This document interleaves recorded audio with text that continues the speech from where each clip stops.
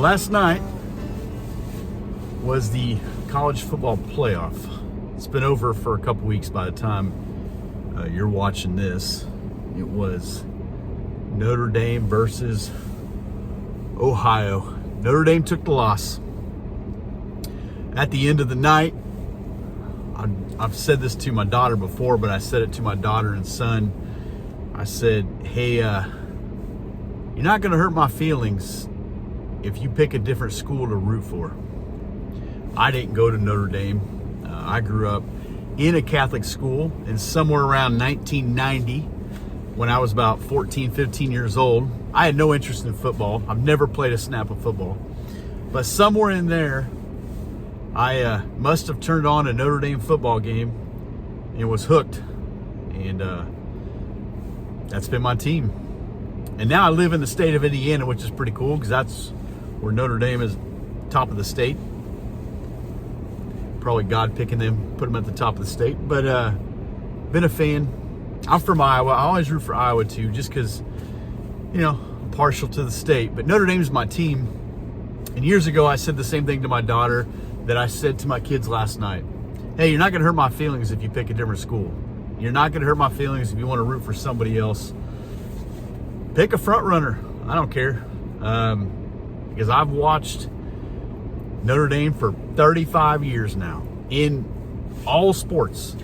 But something about football and basketball, they have a way of ripping my heart out in a special way. And I could tell by my son, the way he was looking at me, that did not sit well with him. My daughter just kind of shrugs me off.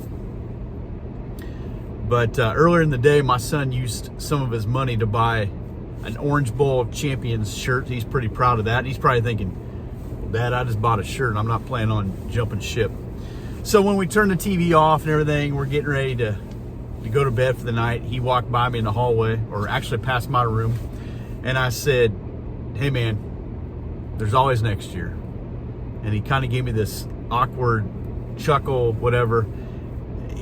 You know what it is. It's, you're bummed, you're sad, but you don't want to admit you're bummed and sad. And I thought, boy, I've been there many times with sports. There's something about your team ripping your heart out, even though not a one of those players knows who you are, but they rip your heart out. And as I laid in bed last night, I couldn't sleep. One of the thoughts that I had over and over and over is how many games we have watched as a family through the years. Many years ago, and I told this story before as well, that I was getting ready to watch a Green Bay Packers football game, and it just hit me. My girls are going to grow up and hate football, or me, or both. And so I tried to make it kind of like a tailgate experience. I didn't do a great job, but they had some fun with it. And through the years, we've kind of done that better than others. So we've kind of had some shared experiences through football. And with Notre Dame, they're always on television. Heck, most teams are on television now, but they were always on television. So that was kind of a bringing us all together thing on a Saturday. Now, son's got soccer, my daughter's work. There's plenty of Saturdays where it might just be me, it might just be nobody. So, but I thought, man, we got 8 months until that comes back around again.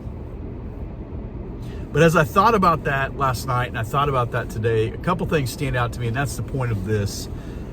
One is sports or things like that can be such a great unifier, such a great shared experience when they're done the right way. We've said no to youth sports, we've said no to travel, we've said no to some of these things, but we've said yes to other things. And they can be a great unifier when they're done in the right way. They're not our life. Notre Dame or tailgating or any of these things, it's not our life. But it has been a great thing for us. We have other things, but it's been a big thing. And someday I'll be gone and maybe they'll see a Notre Dame game and think of their dad, who knows. But more importantly, it's an image, isn't it, of this Christian life? Train up a child in the way they should go. Yeah, we've heard that verse, and when they're older, they won't depart from it. Not necessarily. I mean, yes, more times than not, but I mean, you do know kids who did depart from it. I think about Titus chapter 2, one of my favorite chapters, about the older teaching the younger. What are we to teach them? It's how to behave, how to act, how to have self-control. It's very biblical. The older pours into the younger. And here's why this matters. When we neglect the older making a relational investments in the younger in an intentional way, not just to have them do what I want, like come sit down because Dad likes Notre Dame football. You should also like it too, and you'll make me happy if you. No, they're old enough now. I ain't gotta do that no more. Because when you pour into someone, especially someone younger than you in that fashion, it really does give you a glimpse of yourself, and it brings you to a place of understanding. Like I said, when my son walked by me last night through my going out of our room and going to his room, he reminded me a lot of myself, and I thought, I've been there. I've been there a lot. I've been there quite a bit. As a matter of fact, he got up a little bit earlier today than he needed to for school, and we got talking about the game and all this stuff, and like there is that bond, but it's bigger than that. And when you pour into somebody else, I don't know if it's taking them fishing. I don't care if it's taking them hunting. Maybe it's taking them to go call on sick and shut-ins. It's 7 degrees right now. It probably feels like -4. I don't know. When you take them to do things like shoveling the driveways or whatever it is, you're inviting them into your world, and they're getting a glimpse of what hopefully maturity is, hopefully what a man of God looks and lives like, but you're bringing them into the story. As you bring them into the story, once again, you get a glimpse of yourself. This life isn't about us. It's not about me. I've made more mistakes than I've gotten things right. I'm fairly certain of that. There are some things I've gotten right. And by God's grace, I'm getting more and more of those things right. And the more I try to be in tune or in step with the Holy Spirit, the more opportunities I'm so inclined to respond to. But when you understand that, I can use these things, these superficial, amoral things. There are people watch this don't even like sports. You got your thing. It could be woodworking. It could be anything. And you bring someone in on that. In particular, if you have kids, you invite them in on that. And not only are you bringing them in relationally, making that investment, in some ways, that younger person's making an investment into you. Watching my kids through the years, whether they were little to where they're at now, root for a silly team where we don't know anybody on the team. I did not go to that school. We've been to that college enough. We've given them enough of our money through the years, but it's just our team. Somehow that became my team back when I was about 14, 15 years old, and still my team today.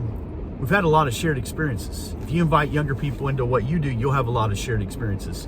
But don't miss this. They'll impact you. Now, if we never watch another game again, I have gotten far more out of spending time with my kids watching that silly football team than I would have ever had by myself or with anybody else. So, hey, just a thought. You got some things in your life you enjoy doing, invite your kids in on it. You don't got kids, invite your nieces, nephews, whoever in on it. And you're making an investment into them, and they're investing into you. All right? Just a thought. I'll talk to you in a bit.